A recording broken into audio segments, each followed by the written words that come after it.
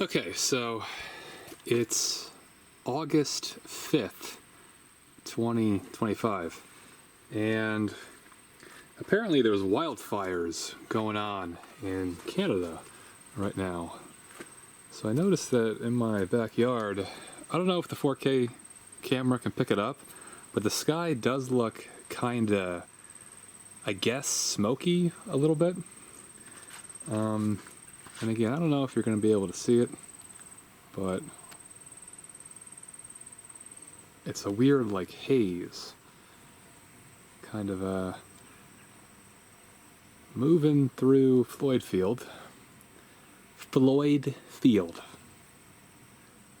And, well, I just wanted to get it on film.